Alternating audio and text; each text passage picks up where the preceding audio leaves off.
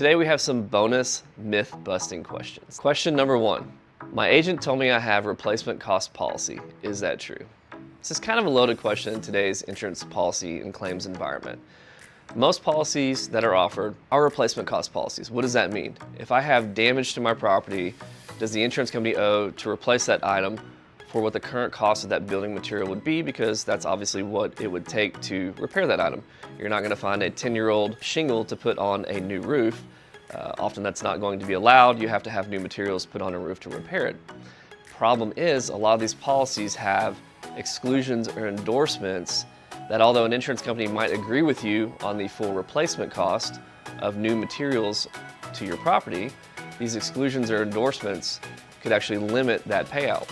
Some of the things that we see are roof depreciation schedules, where your policy might have, again, the affordability to agree with you that that replacement cost is X amount, but when this depreciation schedule is applied, let's say your roof is 10 years old, you might only get 50% of the value of that replacement cost. The rest of that has to come out of your pocket, along with the deductible being applied to that as well. So I encourage you that if you're told you have a replacement cost policy, again, check the policy, read the fine print. The big print giveth, the little print taketh away. The second myth-busting question we're going to take today is, if I file a claim, will my rates go up?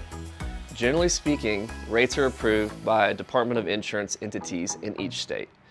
It's not like auto insurance per se, where if you have an accident, your rates are likely to go up.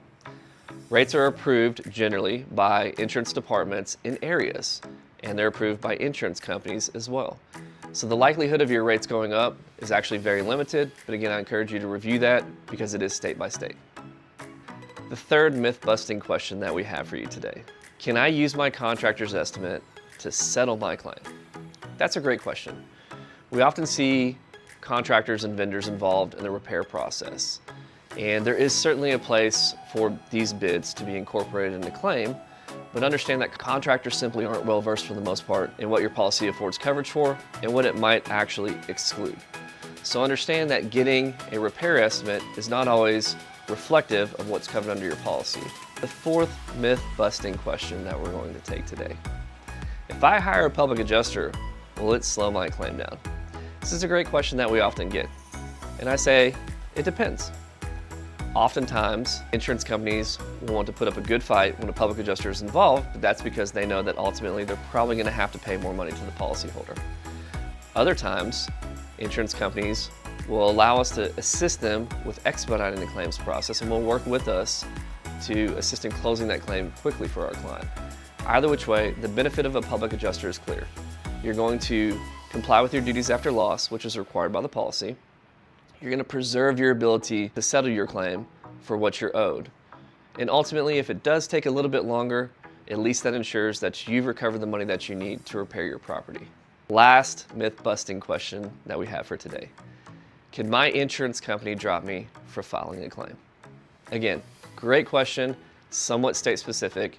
As an example, in the state of Florida, by statute, an insurance company cannot drop you for filing a claim unless you file 2 or more non-catastrophe related claims in a year.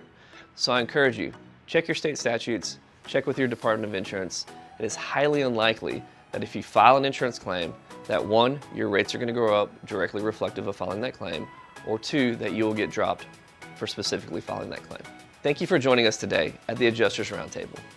Be sure to like and share this episode and subscribe to our channel, the Adjusters Roundtable.